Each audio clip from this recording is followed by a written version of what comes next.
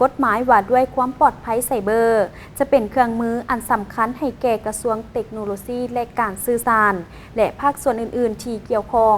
ในการคุ้มครองและปกป้องความปลอดภัยไซเบอร์ของประเทศ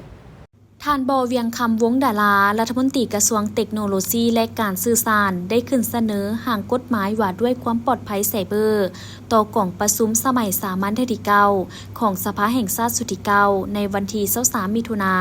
นภายใต้การเป็นประธานของท่านพลโทสุวรรณเลื้องบุญมี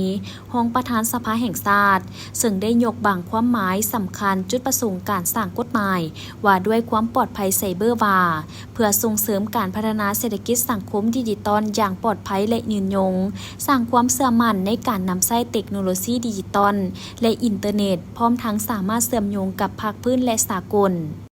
โดยเหตุผลและความจำเป็นในการสร้างห่างกฎหมายฉบับนี้เพื่อให้สอดคล้องกับสภาพความเป็นจริงของการพัฒนาด้านเศรษฐกิจสังคมของประเทศเฮ็ดให้การคุ้มครองเทคโนโลยีสื่อสารข้อมูลข่าวสารทันกับสภาพการเปลี่ยนแปลงในแต่ละระยะ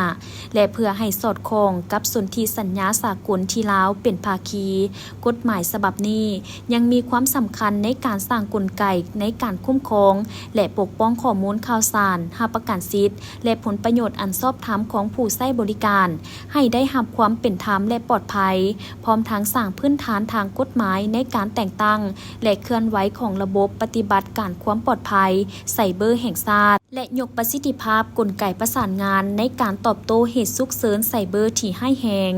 นอกจากนี้ยังมีความจำเป็นในการกำหนดมาตรการป้องกันตอบโต้เหตุการณ์ฉุกเฉินและกู้คืนระบบในกรณีเกิดภัยคุกคามไซเบอร์สร้างขอบเขตทางกฎหมายสำหรับการขึ้นทะเบียนความปลอดภัยไซเบอร์และการดำเนินธุรกิจความปลอดภัยไซเบอร์กำหนดสิทธิ์และพันธะของผู้ขึ้นทะเบียนความปลอดภัยไซเบอร์ผู้ให้บริการและผู้ใช้บริการด้านความปลอดภัยไซเบอร์พร้อมทั้งสร้างกลไกในการคุ้มครองและกวดขันเวียกงานความปลอดภัยไซเบอร์การสร้างกฎหมายฉบับนี้จะช่วยในการจัดตั้งปฏิบัติเวียกงานความปลอดภัยไซเบอร์มีประสิทธิภาพและประสิทธิผลประกอบส่วนเข้าในแผนพัฒนาเศรษฐกิจสังคมแห่งชาติห่างกฎหมายว่าด้วยความปลอดภัยไซเบอร์ประกอบมี10ภาค11หมวดและ79มาตรา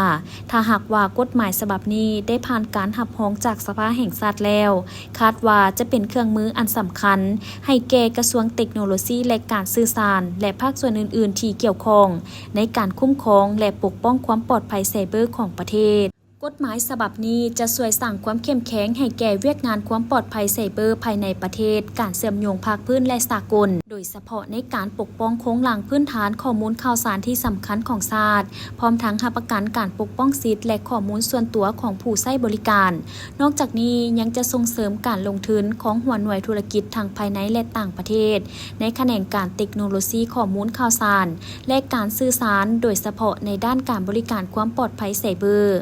ภายหลังรัฐมนตรีกระทรวงเทคโนโลยีและการสื่อสารนำเสนอแล้วบรรดาสมาชิกสภาแห่งชาติได้ค้นคว้าและพัดเปลี่ยนการประกอบคำคิดคำเห็นใส่ห่างกฎหมายดังกล่าวเพื่อให้มีเนื้อในกระทัดรัดและอุดมสมบูรณ์ครบถ้วน